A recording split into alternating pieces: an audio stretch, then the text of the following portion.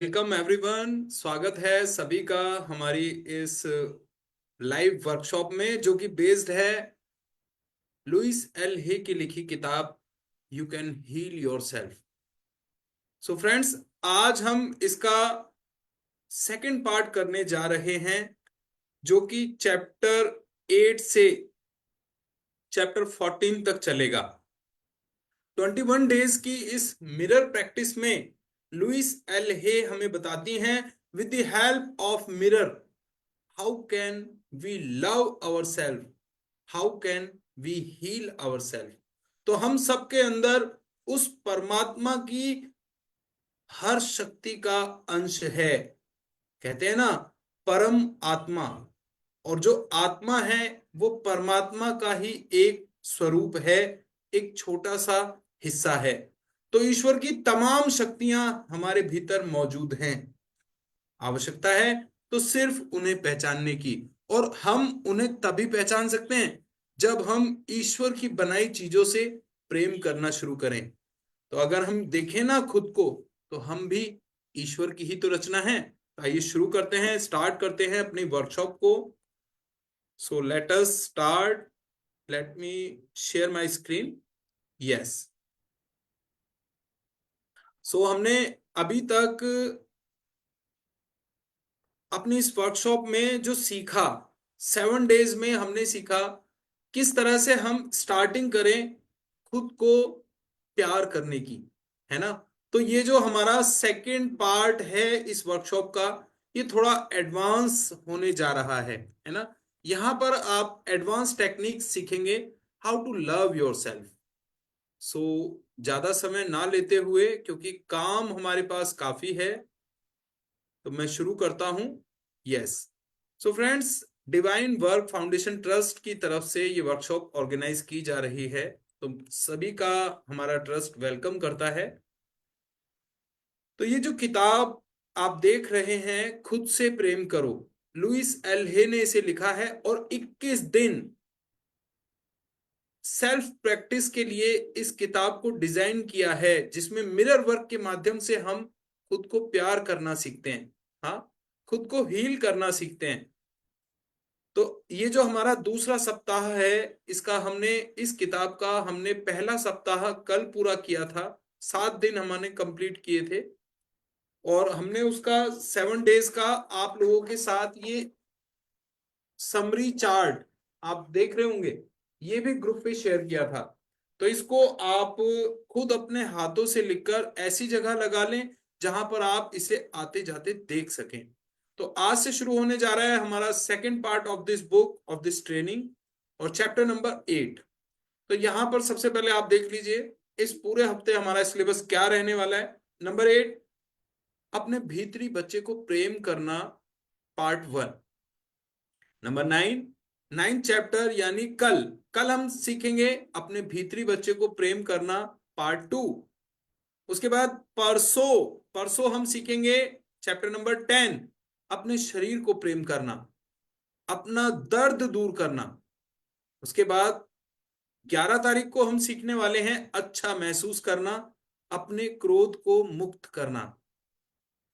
12 तारीख को हम अपने डर पर हम काबू कैसे पा सकते हैं, क्योंकि हमारा डर हमें रोकता है। स्वामी विवेकानंद ने कहा था कि सारी शक्ति निर्भयता में है। जब हम एक बार अपने डर पर काबू पाना सीख जाते हैं ना, फिर हमें कोई नहीं रोक सकता। सो फ्रेंड्स, 13 तारीख को हम शुरू करेंगे, सीखेंगे अपने दिन की शुरुआत प्रेम के साथ करना। वो कहते हैं a well beginning is half done, यानी एक अच्छी शुरुआत, इसका मतलब आधा काम पूरा। तो अगर हम अपने दिन की शुरुआत लव के साथ, अफेक्शन के साथ, पॉजिटिविटी के साथ करते हैं ना, तो हम अपने दिन पर कंट्रोल कर लेते हैं। सारी चीजें हमारे मन माफिक होने लगती हैं, हमारे मुताबिक होने लगती हैं। 14 तारीख को हम सीखेंगे स्वयं को प्रेम करना, आपके दूसरे सप्ताह की समीक्षा। जैसे हमने कल किया था ना, अपने पूरे वीक का एक रिव्यू लिया था, उसी तरह से 14 तारीख को हम पूरे हफ्ते हमने क्या किया, हम उसका एक क्विक रिकैप करेंगे, उसका रिव्यू करेंगे, दैट इज रिवीजन। तो आइए शुरू करते हैं चैप्टर नंबर 8, अपने भीतरी बच्चे को प्रेम करना। Love your inner child. हम सबके भीतर एक बच्चा है ना। कभी कभी आपने देखा होगा, हमारा मन करता है खुश होने का, उछलने का, कूदने का, है ना, बचकानी हरकत करने का। Who is that person? हम तो बड़े हो गए, है ना, लेकिन एक बच्चा हमारे अंदर हमेशा जीवित रहता है। उस बच्चे को प्यार की आवश्यकता है। हम देखिए, हम अभी इतने बड़े भी नहीं हुए कि हम अपनी जो नैसर्गिक भावनाएं हैं, जो नेचुरल हमारी जो फीलिंग्स हैं, उनका गला दबाते रहें। तो अपने आप को जीने की इजाजत दीजिए, है ना। आपका जो इनर चाइल्ड है, जो उसकी डिमांड है, उसे पूरा कीजिए। क्योंकि अगर आप खुद को खुश नहीं कर सकते ना, तो आप दुनिया में किसी को खुश नहीं कर सकते। तो सबसे पहला आपका धर्म है, कर्तव्य है, खुद को खुश रखना, खुद से प्यार करना। आइए स्टार्ट करते हैं हम अपनी वर्कशॉप को।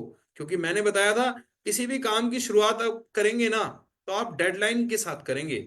आप टाइम लिमिट देंगे अपने आप को कि I have to complete this work within this duration of time. तो एक पर्टिकुलर ड्यूरेशन देना बहुत जरूरी है, जो हमने दी हुई है ऑलरेडी। 9:45 पे हम अपनी वर्कशॉप को कंप्लीट करते हैं। और अगर तब तक ना हो पाए, ये आप लोग ध्यान रखिएगा कि आप अपने आप को टाइम लिमिट्स में सेट करना सीखिए। बेशक काम पर्टिकुलर टाइम लिमिट्स में पूरा ना हो पाए, तो आप एक न्यू डेडलाइन क्रिएट कर सकते हैं। लेकिन अपने आप को टाइम में बांध कर चलिए, अपने आप को शेड्यूल करना सीखिए। देखिए दोस्तों, टाइम मैनेजमेंट के बारे में आपने बहुत सुना होगा, किताबें पढ़ी होंगी, लेकिन मैं आपको एक चीज बता रहा हूँ। सुधीर दीक्षित ने ये किताब लिखी है, टाइम मैनेजमेंट, बड़ी छोटी सी किताब है। उसमें वो कहते हैं, उनका पहला चैप्टर है कि टाइम कैनॉट बी मैनेज्ड। 24 घंटे होते हैं सबके पास।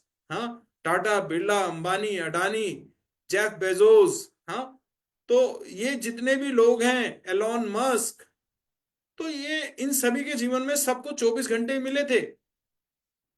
तो मैनेज हमें खुद को करना होता है। घड़ी में वही 24 घंटे होते हैं, 60 मिनट का एक आवर होता है, 60 सेकंड का एक मिनट होता है। तो टाइम तो अपनी उसी गति से चलता रहेगा। हमें अपने वर्क्स को मैनेज करना है, अपने आप को मैनेज करना है। So manage yourself. Time will be automatically managed according to your needs. Start करते हैं हमारा दूसरा सप्ताह, 8वां दिन, अपने भीतरी बच्चे को प्रेम करना, पार्ट 1। आज आप उस वयस्क व्यक्ति के परे देखेंगे जो आपको आईने में नजर आता है, और अपने अंदर के बच्चे से मिलेंगे। तो आज हम किससे मिलने वाले हैं? उससे जिसे हमने छुपा कर कहीं रख दिया था, जिसे हम भूल गए थे, है ना, जिसको हम दबाते आ रहे थे, धमकाते आ रहे थे कि चुप हो जा, अब मैं बड़ा हो गया हूं, अब मुझे इस तरह नहीं करना चाहिए। आज हमें उससे मिलना है। That is the inner child who resides in us. हम सबके अंदर वो बच्चा है। तो यह आपके मिरर वर्क का बहुत महत्वपूर्ण दिन है। मेरा हाथ थामे और हम साथ में आपके आईने के पास चलते हैं। अपनी आंखों में गहराई से देखें।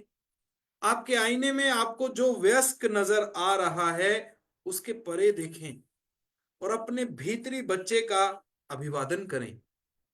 इस बात से कोई फर्क नहीं पड़ता कि आपकी उम्र क्या है। आपके अंदर एक नन्हा सा बच्चा है, जिसे प्रेम और स्वीकृति की आवश्यकता है। यदि आप एक महिला हैं, तो चाहे आप कितनी भी आत्मनिर्भर हों, आपके अंदर एक नन्ही सी बच्ची है जो बहुत नाजुक है और मदद चाहती है। यदि आप एक पुरुष हैं, तो चाहे आप कितने भी आत्मविश्वासी हों, आपके अंदर एक छोटा सा बच्चा है जो अपनापन और स्नेह चाहता है। तो देखिए, नो योर नीड्स। आप चाहे कितने ही बड़े हो गए हैं, लेकिन आपके भीतर वो बच्चा आज भी जीवित है। आपने उसे कदम कदम पर दबाया है, धमकाया है, डांटा है, चुप रहने के लिए कहा है, but he is still alive. तो अब जरूरत है उस बच्चे को दोबारा प्रेम और स्वीकृति से बाहर लाने की। हम्म? ये बच्चा अपनापन चाहता है, ये बच्चा स्नेह चाहता है, ये बच्चा बहुत नाजुक है, ये मदद चाहता है। तो अब आपको वो सब देना है इसे, चाहे आप कितने ही आत्मविश्वासी हों, आप चाहे कितने भी बड़े हो गए हों, लेकिन अब आपको इसे याद करना है। जब आप आईने में देखते हैं तो क्या आपको आपका भीतरी बच्चा नजर आता है? क्या यह बच्चा खुश है? ये बच्चा आपको क्या बताने की कोशिश कर रहा है? जिस जिस उम्र से आप गुजरे हैं वह आपके अंदर है, आपकी चेतना में और आपकी स्मृति में, एक बच्चे के रूप में। जब कुछ गलत होता था तो आप सोचने लगते थे कि आप में ही कोई कमी है। बच्चों को लगता है कि यदि वे हर काम सही ढंग से करेंगे तभी उन्हें उनके माता पिता प्रेम करेंगे और सजा भी नहीं देंगे। हम अक्सर 5 वर्ष की आयु के आसपास अपने अंदर के टेप को बंद कर देते हैं। हम यह निर्णय इसलिए लेते हैं क्योंकि हमें लगता है कि हमारे अंदर कुछ कमी है और हमें अब इस बच्चे से कोई मतलब नहीं है। तो जैसे जैसे हम बड़े होते जाते हैं ना, वी बिकेम आर्टिफिशियल।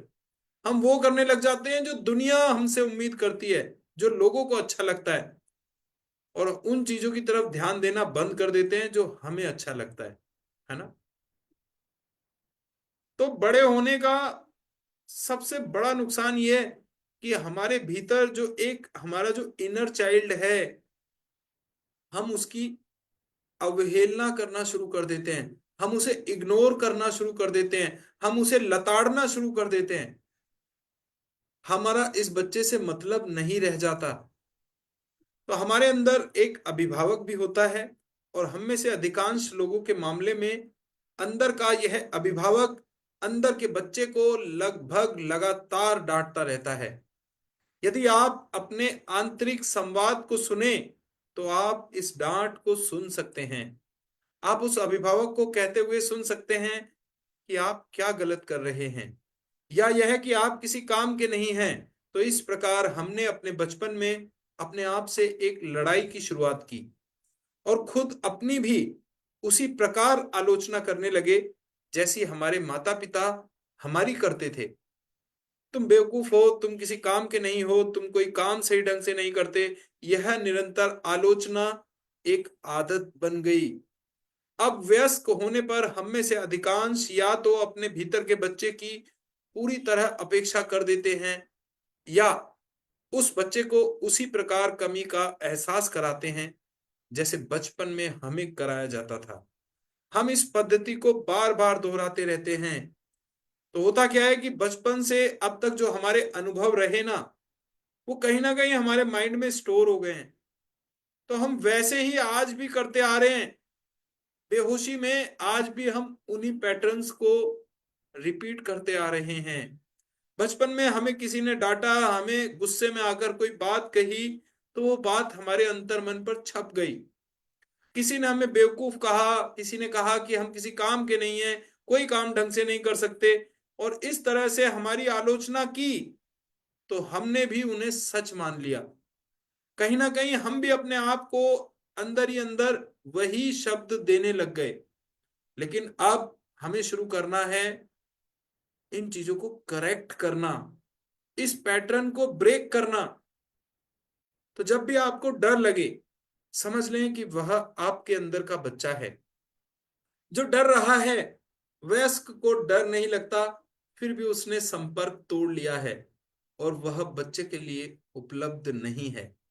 इस वयस्क को और इस बच्चे को एक दूसरे के साथ संबंध विकसित करने की आवश्यकता है। आप अपने अंदर के बच्चे से कैसे जुड़ सकते हैं? इसके लिए पहला कदम होगा अपने मिरर वर्क के माध्यम से बच्चे को जानना। कौन है यह बच्चा? यह बच्चा क्यों दुखी है? आप इस बच्चे को सुरक्षित और प्रेम पूर्ण महसूस करने में मदद करने के लिए क्या कर सकते हैं? आप जो कुछ भी करते हैं उसके बारे में अपने भीतरी बच्चे से बात करें। मैं जानती हूं यह आपको मूर्खतापूर्ण लग सकता है, लेकिन यह उपाय काम करता है। अपने भीतरी बच्चे को यह एहसास कराइए कि चाहे जो हो जाए, आप न कभी उससे मुंह मोड़ेंगे और ना ही उसे छोड़ेंगे, बल्कि हमेशा उसके लिए उपलब्ध रहेंगे और उसे प्रेम करेंगे। आपका भीतरी बच्चा सिर्फ इतना चाहता है कि उस पर ध्यान दिया जाए और उसे सुरक्षा और प्रेम मिले। यदि आप दिन भर में थोड़ा सा समय निकालकर अपने भीतर मौजूद उस नन्हे से बच्चे से जुड़ना शुरू कर देंगे तो आपका जीवन काफी बेहतर हो जाएगा।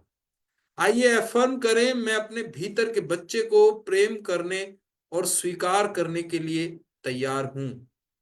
सो फ्रेंड्स, जब आप आईने में देखते हैं ना, तो आपका आपके भीतरी बच्चे से मिलन होता है, साक्षात्कार होता है।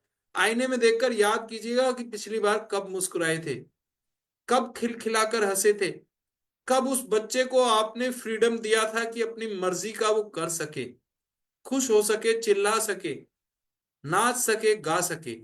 कितना समय हो गया है ना। तो अब आपको अपने उस बच्चे से मिलना है, एफर्म करना है। आज ये एफर्मेशन करनी है, मैं अपने भीतर के बच्चे को प्रेम करने और स्वीकार करने के लिए तैयार हूं। तो आइए देखते हैं ये छोटा सा वीडियो।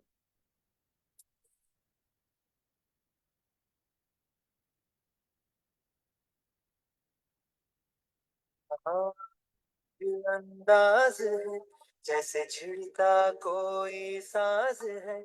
हर काम को टाला करते हैं, ये सपने पाला करते हैं।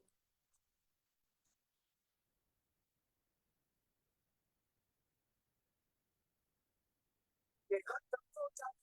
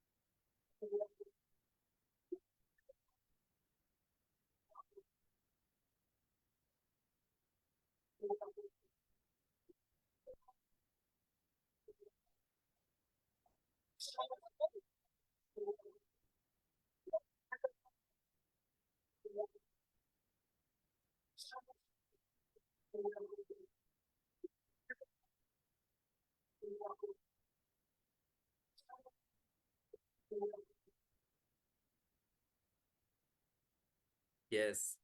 तो देखिए, ये जो बच्चा हमने देखा ना, ये इतना खुश क्यों है? हाँ, क्योंकि ये खुद को प्यार करता है।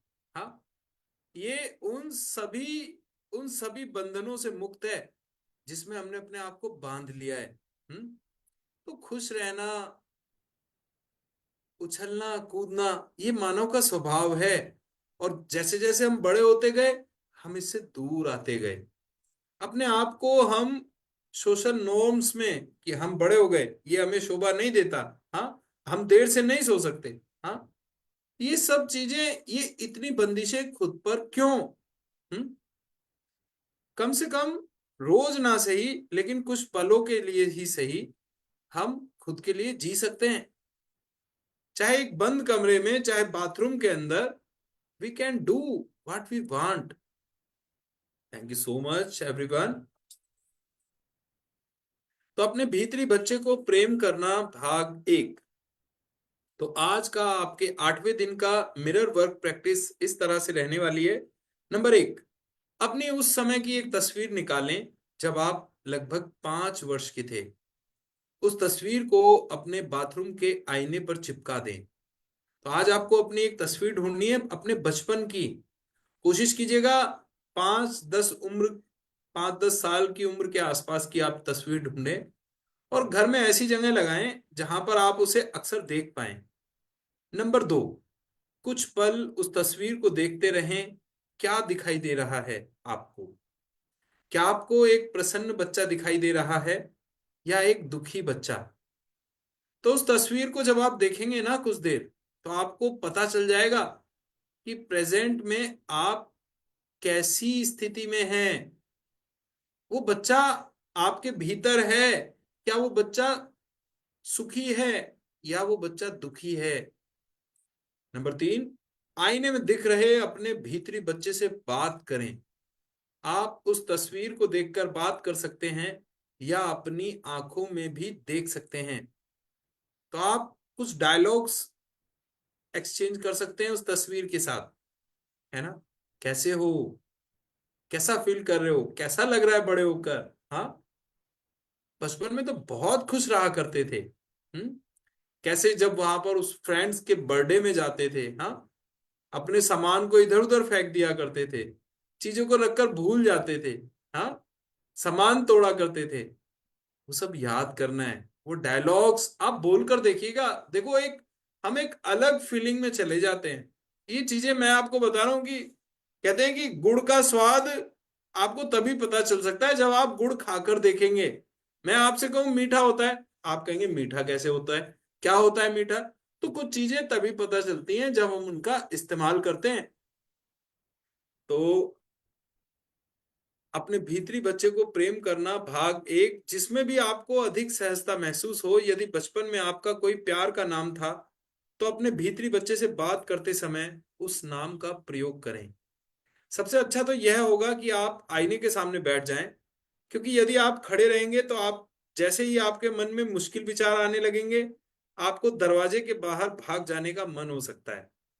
इसलिए बैठ जाएं, टिश्यू का एक डिब्बा अपने पास रखें और बात करना शुरू कर दें। तो ये बड़े भावुक क्षण है जब आप अपने बचपन को याद करते हैं ना, और वर्तमान में जो आपकी स्थिति है, हो सकता है आपको रोना आ जाए। हाँ, हो सकता है आप वहां रुक ही ना सकें, आपका मन करे वहां से उठने का, भागने का। तो आपको क्या करना है? स्टे, आपको बैठ जाना है वहां पर, टिक कर बैठना है और कुछ समय देना है मिरर वर्क में, अपने बचपन की तस्वीर को देखते हुए डायलॉग एक्सचेंज करने। नंबर 4, अपना दिल खोलकर अपने अंदर गहराई में छिपी भावनाएं साझा करें। जो कुछ आपके दिल में है वो सब शेयर कर डालिए अपनी उस बचपन की तस्वीर के साथ। नंबर 5, जब आपकी बात पूरी हो जाए तो ये एफर्मेशंस कहें। मैं तुम्हें प्रेम करता हूं, मेरे प्यारे बच्चे, मैं तुम्हारे साथ हूं, तुम सुरक्षित हो। हम्म? क्या कहना है?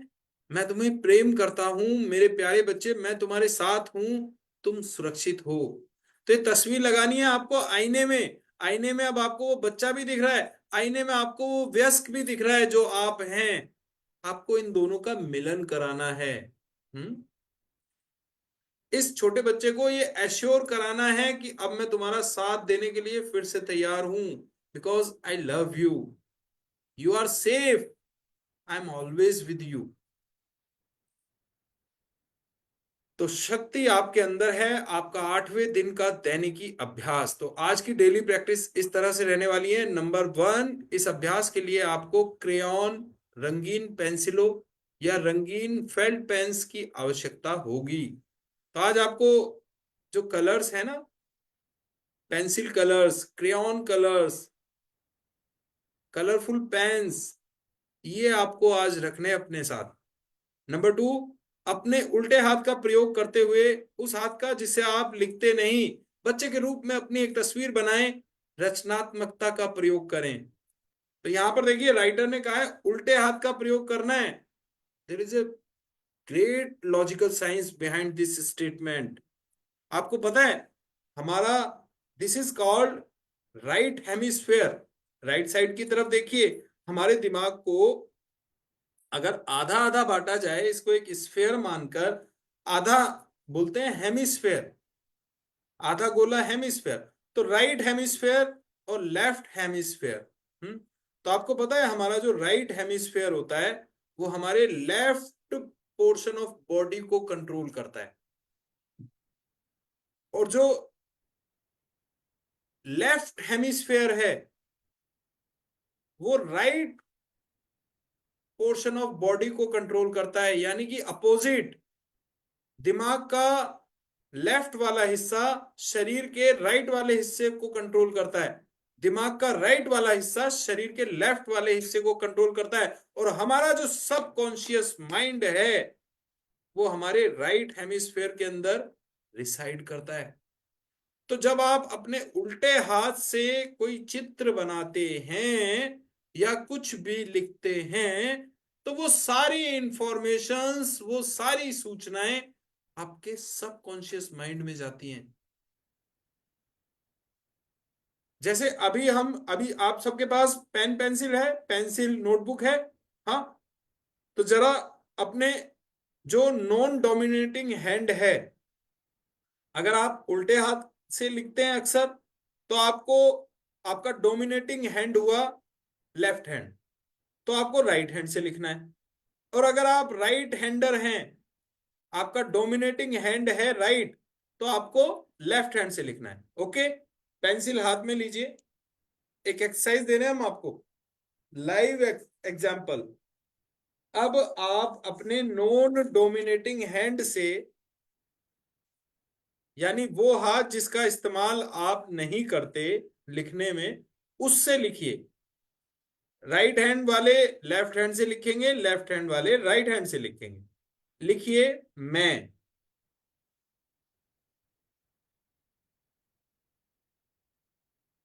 स्वस्थ हूं।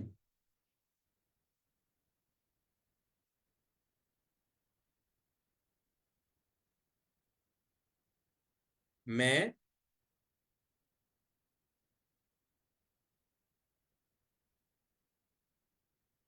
समृद्ध हूं।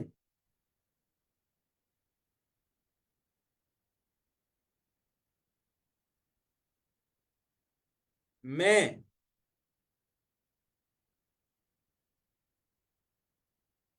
भाग्यशाली हूं।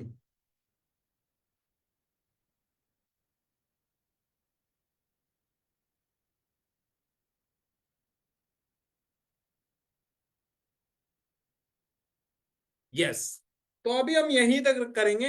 आप लोगों ने एक चीज फील की होगी कि जब आप अपने नॉन डोमिनेटिंग हैंड से लिख रहे थे, जो स्टेटमेंट मैंने आपको बताई, मैं स्वस्थ हूं, मैं समृद्ध हूं, मैं भाग्यशाली हूं, तो उस वक्त आपका सारा फोकस, आपका सारा अटेंशन, आपका सारा ध्यान सिर्फ और सिर्फ उन बातों पर था जो आप लिख रहे थे।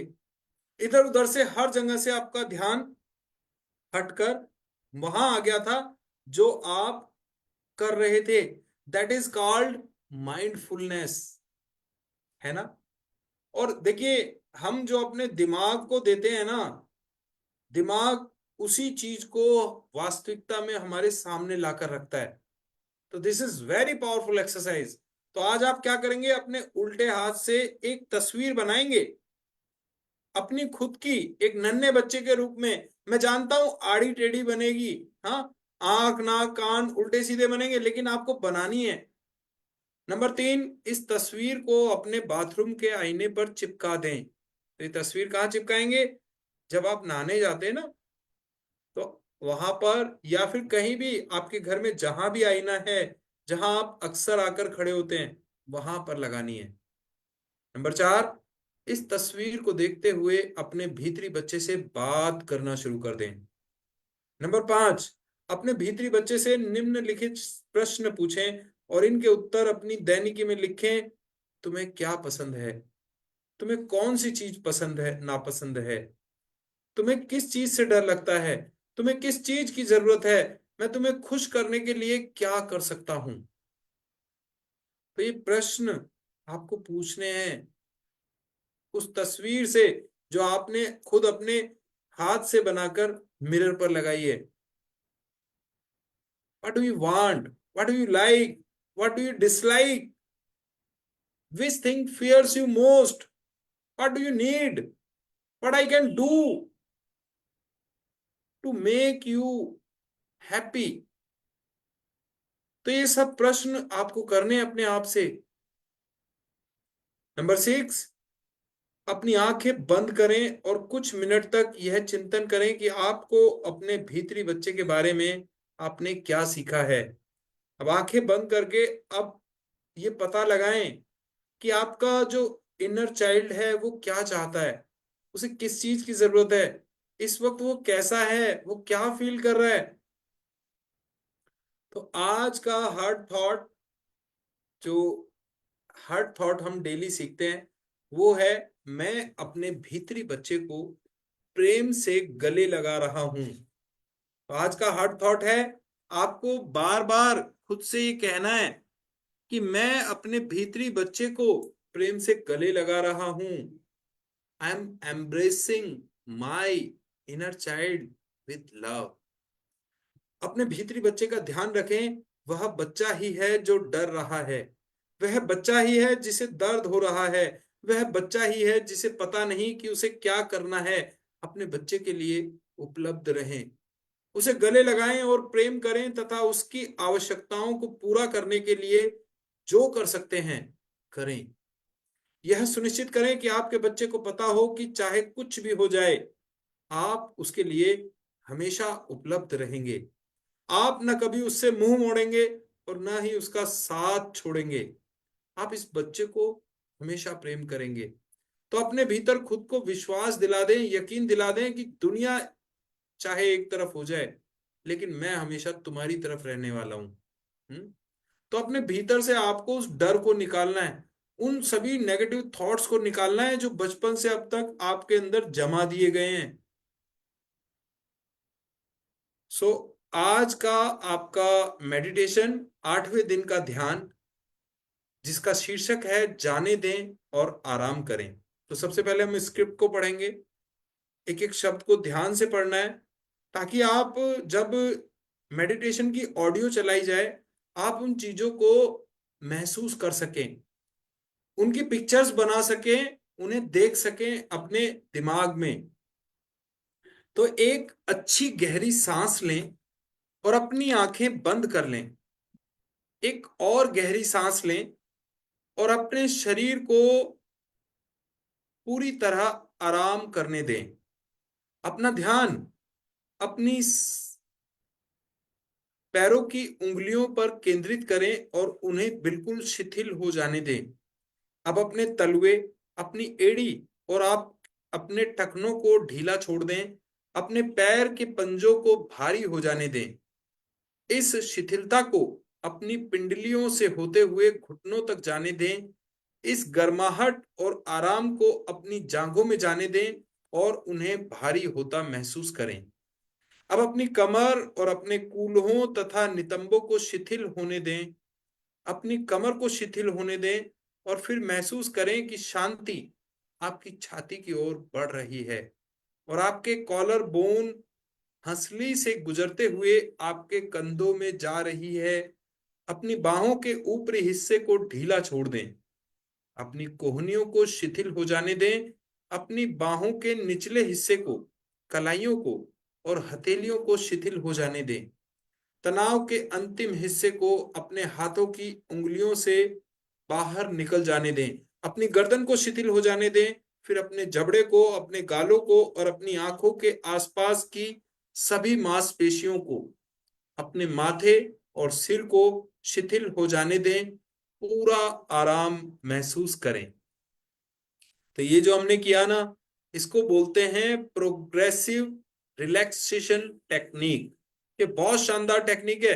योगिक निद्रा में भी यही सिखाई जाती है कि किस तरह से नीचे से शुरुआत करनी है आपको और एक एक चीजों को शिथिल करते हुए अपने सिर तक आना है। तो स्टेप बाय स्टेप आपको अपने पैरों से होते हुए ऊपर की तरफ बढ़ना है और अपने पूरे शरीर को रिलैक्स करना है। तो this is called PRT, progressive relaxation technique. तो आई होप आप सब लोगों ने स्क्रिप्ट को ध्यान से पढ़ा है। तो now take your meditation position. सभी लोग सीधे होकर बैठ जाएं, कमर गर्दन सीधी, आंखें कोमलता से बंद। 3 बार गहरा लंबा सांस लेना है और धीरे धीरे बाहर निकालना है। श्वास अंदर,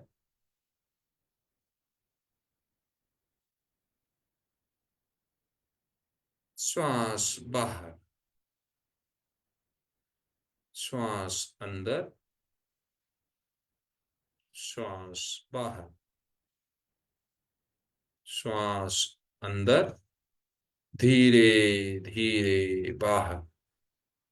पूरा ध्यान मेडिटेशन की इस ऑडियो पर।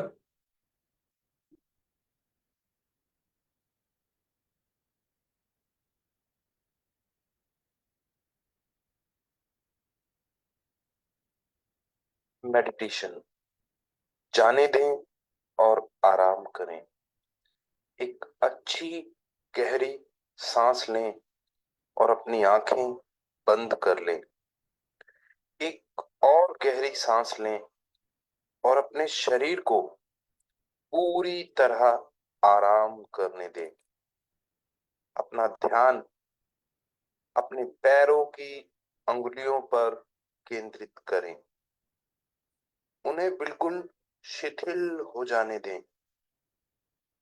अब अपने तलुए, अपनी एड़ी और अपने टखनों को ढीला छोड़ दें। अपने पैर के पंजों को भारी हो जाने दें। इस शिथिलता को अपनी पिंडलियों से होते हुए घुटनों तक जाने दें। इस गर्माहट और आराम को अपनी जांघों में जाने दें और उन्हें भारी होता महसूस करें। अब अपनी कमर और अपने कूल्हों तथा नितंबों को शिथिल होने दें। अपनी कमर को शिथिल होने दें और फिर महसूस करें कि शांति आपकी छाती की ओर बढ़ रही है और आपके कॉलर बोन से गुजरते हुए आपके कंधों में जा रही है। अपनी बाहों के ऊपरी हिस्से को ढीला छोड़ दें। अपनी कोहनियों को शिथिल हो जाने दें। अपनी बाहों के निचले हिस्से को, कलाइयों को और हथेलियों को शिथिल हो जाने दें। तनाव के अंतिम हिस्से को अपने हाथों की उंगलियों से बाहर निकल जाने दें। अपनी गर्दन को शिथिल हो जाने दें। फिर अपने जबड़े को, अपने गालों को और अपनी आंखों के आसपास की सभी मांसपेशियों को, अपने माथे और सिर को शिथिल हो जाने दें। पूरा आराम।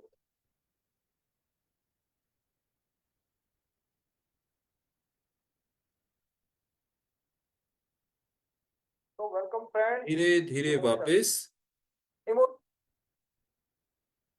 Thank you so much everyone. यहाँ पर हमारा ये आज का चैप्टर कंप्लीट हुआ, जिसमें हमने सीखा कि how to love your inner child. This is part 1। कल हम एडवांस में जानेंगे how to love your inner child part 2। So इसी के साथ ही हम देख रहे हैं, आज हमने देखिए डेडलाइन जो सेट की थी 9:45, तो आज हम उस डेडलाइन को सक्सेसफुली हम अचीव कर गए हैं। हमने with in prescribe time limit में अपने काम को पूरा कर लिया है। हाँ, तो ये होता है समयबद्धता की ताकत। किसी भी काम को आप टाइमली पूरा कर सकते हैं अगर खुद को इस तरह की हैबिट देना शुरू करें। So thank you so much everyone. किसी का कोई क्वेश्चन है तो आप अपना क्वेश्चन रख सकते हैं। लाइव क्लास की रिकॉर्डिंग हम ग्रुप पर डाल देंगे, मेडिटेशन की रिकॉर्डिंग भी आपको मिल जाएगी, और आप लोग कीजिए, क्योंकि जहां आप टाइम दे रहे हैं ना, you are giving your time, and time is the ultimate thing. इससे ज्यादा कीमती कुछ नहीं है, मैंने आपको बताया भी था। तो जब आप अपना टाइम यहां पर दे रहे हैं तो आप अपनी एफर्ट्स भी दीजिए, आप अपना डेडिकेशन भी दीजिए, आप कमिटमेंट भी दीजिए। क्योंकि 21 डेज के बाद सभी लोगों ने, कितने लोगों ने अपना सेल्फी निकाला था पहले दिन? हाँ, सेल्फी कितने लोगों ने 1 तारीख को, 1 अप्रैल को अपना सेल्फी निकाला था? तो right me in the chat box, ताकि मुझे पता चले कि कितने लोग शिद्दत से काम को कर रहे हैं। हाँ, कितने लोग निकाल चुके हैं? देखिए मेरे पास तो मेरा सेल्फी है। तो आप लोग खुद अपने आप उसको कंपेयर कर सकते हैं। आप खुद अपने आप कंपेयर कीजिएगा, 21वें दिन आप अपना एक सेल्फी और निकालेंगे और दोनों सेल्फीज को आप कंपेयर कीजिएगा, कितना चेंज आपको नजर आएगा, बशर्ते कि आप लोगों ने इन प्रैक्टिसेस को किया हो ऑन डेली बेसिस। हाँ, सो यस, मैं देख रहा हूँ ममता जी ने लिखा है कि उन्होंने अपना सेल्फी निकाला, वंडरफुल। तो मुस्कान जी, प्रीति जी, वो कहते हैं कि काल करे सो आज कर, आज करे सो अब। तो अगर आपने पहले नहीं निकाला था तो आज भी आप निकाल लेंगे, तो भी आप कंपेयर कीजिएगा, 21वें दिन आपको बहुत बदलाव नजर आने वाले हैं। तो बेशक आप 1 तारीख को ना ले पाए, this is your second phase. आज आप अपना सेल्फी लीजिएगा, अपने मोबाइल में सेव करके रखिए कि मैं 8 तारीख को जो था, आज 21 तारीख को मुझ में कितना बदलाव आया, आप खुद इस चीज को देख पाएंगे। सो फ्रेंड्स, देखिए 1 तारीख से इसीलिए वर्कशॉप को शुरू किया जाता है कि 1 तारीख को हम एक चैप्टर नंबर 1 करें, 2 तारीख को चैप्टर नंबर 2 करें, ताकि हमें चैप्टर वाइज क्लैरिटी रहे। हाँ, किस दिन हमें क्या प्रैक्टिस करनी है। तो मैंने जो चार्ट ग्रुप पर भेजा है उसको आप दोहरा सकते हैं, देखिए बहुत इजी है, मेडिटेशंस आपके पास हैं, और हम जो यूट्यूब का लिंक दे रहे हैं ना, आपको उस पर सारे मेडिटेशन मिल जाएंगे। तो पहले दिन आपको कहना है कि मैं, आपको ये बोलना है कि मैं तुमसे प्रेम करना सीखना चाहता हूं। हाँ, यानी इस तरह से आपने अपने आप को तैयार किया। हम्म? दूसरे दिन आपने मिरर वर्क में अफर्मेशन बोली कि मैं सच में तुमसे प्रेम करता हूं, 100 टाइम्स बोला। तीसरे दिन आपने बोला कि मैं खुद से जो भी बात करूंगा ना, जो भी इंटरनल डायलॉग्स मेरे होंगे वो प्रेम से होंगे, है ना। आपको बोलना है मैं होशियार हूं, मैं प्रतिभाशाली हूं, मैं अद्भुत हूं, मैं प्यारा हूं, मैं प्रेम पाने के योग्य हूं, मैं अपनी उम्मीद से कहीं अधिक बुद्धिमान हूं। तो इस तरह अपनी हिम्मत बढ़ानी है। नंबर 4, चौथे दिन आपने मिरर वर्क में अफर्मेशन दिया था कि आप अपने माइंड को देखकर ये इमेजिन कर रहे हैं कि आपके अंदर एक डिस्क चल रही थी जिसमें पुराने नेगेटिव विचार थे, आपकी नकारात्मक धारणाएं थी, और आपने उन्हें ऐसे पकड़ के निकाल के दूर फेंक दिया। 5वें दिन आपने आत्म स्वीकृति, आत्म अनुमोदन के बारे में जाना था, जिसमें आप अपने आप को एफर्मेशन दे रहे थे कि मैं खुद पर विश्वास करता हूं, मैं खुद को स्वीकार करता हूं, मैं निडर हूं, मैं बहुत अच्छा हूं, मैं अपने आप को प्रेम करता हूं, और जैसा भी हूं खुद को पसंद करता हूं। छठे दिन आपने अफर्मेशन दिए थे अपने आप को कि आप जो अपनी आलोचना करते रहते थे ना, अब आपको वो बंद करनी है, अपने भीतरी बच्चे से बात करनी है। तो आज आप देख रहे हैं, आज 8वें दिन भी हम अपने भीतरी बच्चे के ऊपर ही काम कर रहे हैं, है ना, लव योर इनर चाइल्ड। और कल भी हम अपने इनर चाइल्ड के ऊपर बात करेंगे, क्योंकि जब भी किसी इमारत को बनाया जाता है ना, जब भी हम कोई मल्टी स्टोरी बनाते हैं, बिल्डिंग बनाते हैं, पुल बनाते हैं, तो सबसे पहले हम नींव भरते हैं, उसकी फाउंडेशन तैयार करते हैं। तो हमारी फाउंडेशन भी तैयार होती है हमारे बचपन से। बचपन में हमें जो विश्वास मिले, बचपन में जो हमारे साथ जो एक्सपीरियंसेस हुए, उन्हीं के आधार पर हम आज डेवलप हो पाए हैं। तो बचपन में जो गलतियां रही, उनको हम किस तरह से करेक्ट कर सकते हैं, अतीत में जाकर उन्हें हम करेक्ट कर सकते हैं। तो नेविल गोडार्ड ने इसके ऊपर पूरी की पूरी एक किताब लिखी है, the pruning shares of revision. तो हम उसको भी डिस्कस करेंगे आपके साथ, लेकिन अभी के लिए इतना ही। आप मिरर वर्क करें डेली, जैसे बताया जा रहा है, डेली प्रैक्टिस करें। आपको जो डेली थॉट दिया गया है, जैसे पहले दिन आपका थॉट था मैं खुले मन का और ग्रहणशील हूं, यानी मेरा mind, I am open mind, और मुझे जो बताया जाता है मैं उसे रिसीव करता हूं, ग्रहणशील हूं। दूसरे दिन आपको बताया गया था, आपका हार्ट थॉट आपको खुद से कहना है मैं योग्य हूं। तीसरे दिन मेरे पास हमेशा एक विकल्प होता है। चौथे दिन आपको कहना था मैं जाने दे सकता हूं, let go, let go, let go. 5वें दिन मैं जो हूं उसके लिए स्वयं को प्रेम करता हूं। छठे दिन मैं जैसा हूं बिल्कुल उसी रूप में स्वयं को प्रेम करता हूं, स्वीकार करता हूं। और सातवें दिन आपको हार्ट थॉट था, मेरे सभी अनुभव मेरे लिए सही हैं। तो ये पूरा मैंने एक रिकैप चार्ट बनाकर आप लोगों को ग्रुप पे डाला हुआ है, आप उससे गो थ्रू हो जाइए और इन चीजों को अपने जीवन में लाइए। They are the magical things. और मैं बता रहा हूँ कि जितने भी कोचेज हैं ना, ट्रेनर्स हैं, सबकी जर्नी ऐसे ही शुरू हुई है। जितने भी जो सक्सेसफुल लोग हैं, सबकी जर्नी ऐसे ही शुरू हुई है। This is the basic element. सबसे पहले खुद को काबिल करना होता है, खुद को प्यार करना होता है। चलिए, thank you so much. Already हमारा टाइम कंप्लीट हो गया है वर्कशॉप का। तो किसी का कोई सवाल नहीं है? अगर है तो आप अपने आप को अनम्यूट कर सकते हैं। सो हम अब वर्कशॉप को अब आज यहीं कंप्लीट करने वाले हैं। बाकी किसी का कोई क्वेश्चन अगर होता है तो आप ग्रुप में भी बेफिक्री से पूछ सकते हैं। So bye bye, wish you all the best, good night, happy dreams. ईश्वर आपकी सभी मनोकामनाएं पूरी करें, आप वो सब हासिल कर सकें जिसकी आपने कभी इच्छा की थी। तो इसी के साथ ही I Bhushan Vashishtha just signing off the session. Wish you all the best, have a happy night, good night, sweet dreams.